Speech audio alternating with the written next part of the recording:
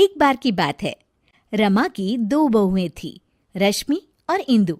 एक को वो अपनी पसंद से लेके आई थी और दूसरी उसके खुद के बेटे ने पसंद की थी, जिसका नाम इंदु था। इंदु को उसकी सास पसंद नहीं करती थी और दूसरी बहू रश्मि को बहुत पसंद करती थी। रश्मि, इधर तो आओ, देखो तुम्हारे लिए मैंने कंगन बनवाए हैं। अरे वाह मम्मी जी, दिखाओ। ये देखो, सोने के हैं। ये क्या मम्मी जी, इतने पतले से? ये भी कोई कंगन है? हमारे मायके में तो ऐसे कंगन नौकरानी भी नहीं पहनती। अरे, तू चिंता क्यों करती है? अगली बार इससे भी महंगे कंगन बनवाऊंगी तेरे लिए। अभी के लिए तो रख ले बेटा। चलो ठीक है, आप कह रही हैं तो। मम्मी जी, मेरे लिए आप कुछ नहीं लाई? हाँ, ये लो। इंदु बहुत खुशी खुशी बॉक्स खोलती है तो देखती है कि एकदम सिंपल सी लाल रंग की चूड़ियाँ होती है। इंदु सब कुछ देख रही होती है, उसे बिल्कुल भी अच्छा नहीं लगता, पर इससे इंदु की सास को कोई भी फर्क नहीं पड़ता। वो तो हमेशा उससे बुरा ही बर्ताव करती थी। इंदु, ये खाना कैसा बनाया है? क्या हुआ मम्मी जी? अरे, इसमें तो नमक ही नहीं है।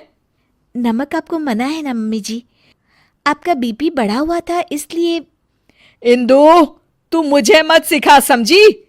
जैसा खाना सबके लिए बनता है वैसा ही खाना मेरे लिए भी बनाया कर। सासू माँ की डांट खाकर इंदु अपने कमरे में आ जाती है और हम देखते हैं कि वो कोई आम लड़की नहीं है, बल्कि उसके पास सुपर पावर है। चुटकी बजाती है और कमरा अपने आप साफ हो जाता है। पर घर के सारे काम वो अपने आप ही करती थी। सफाई करना, कपड़े धोना, खाना बनाना, ये सब उसने बहू बनने के लिए सीख लिया था। इंदु, एक काम तुम ठीक से नहीं करती।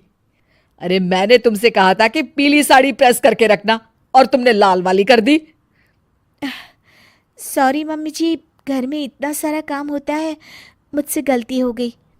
कितना काम होता है सब दिखता है मुझे। तो फिर आपको ये क्यों नहीं दिखता कि रश्मि दीदी तो कोई भी काम नहीं करती? उससे तुम अपनी बराबरी मत करो, समझी? क्यों मम्मी जी, मैंने ऐसा क्या किया है जो आप मेरे साथ ऐसा बर्ताव करती हैं? तुम उसकी जगह कभी नहीं ले सकती। उसे मैं पसंद करके लाई थी और तुम। मैं क्या मम्मी जी, रुक क्यों गई? तभी वहां रश्मि आ जाती है। तुम तो अनाथ थी, समझी? वो तो आकाश भैया पता नहीं कहां से तुम्हें पसंद करके लाए और हमारे ऊपर थोप दिया। इंदु को ये सब सुनकर बहुत बुरा लगता है और वो अपने कमरे में चली जाती है। फूट फूट कर रोने लगती है।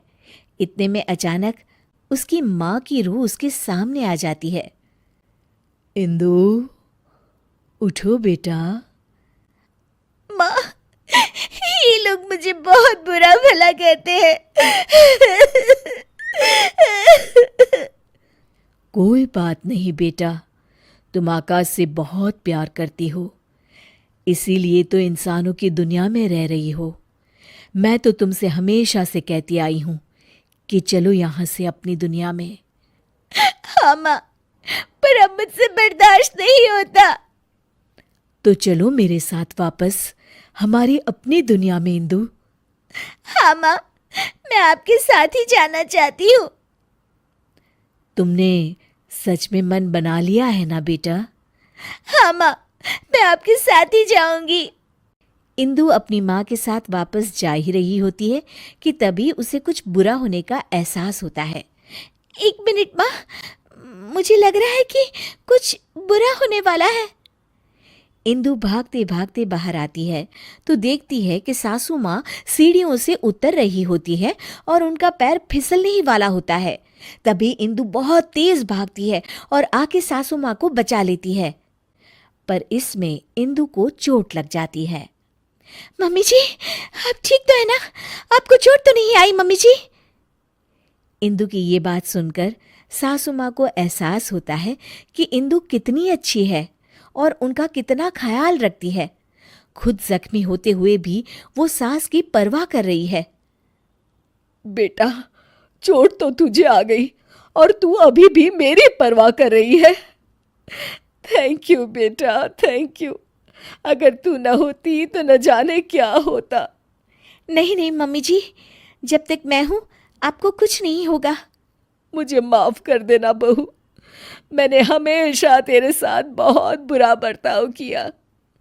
अरे नहीं मम्मी जी, प्लीज़ आप इस तरह माफ़ी मत मांगिए। इंदु, इधर तो आओ बहू। जी मम्मी जी। ये लो तुम्हारे लिए। ये क्या है मम्मी जी? इंदु बॉक्स खोलती है तो उसमें सोने के कंगन होते हैं। मेरी फेवरेट बहू के लिए एक तोहफा। इंदु खुश हो जाती है और अपनी सास के गले लग जाती है। Thank you mummy ji.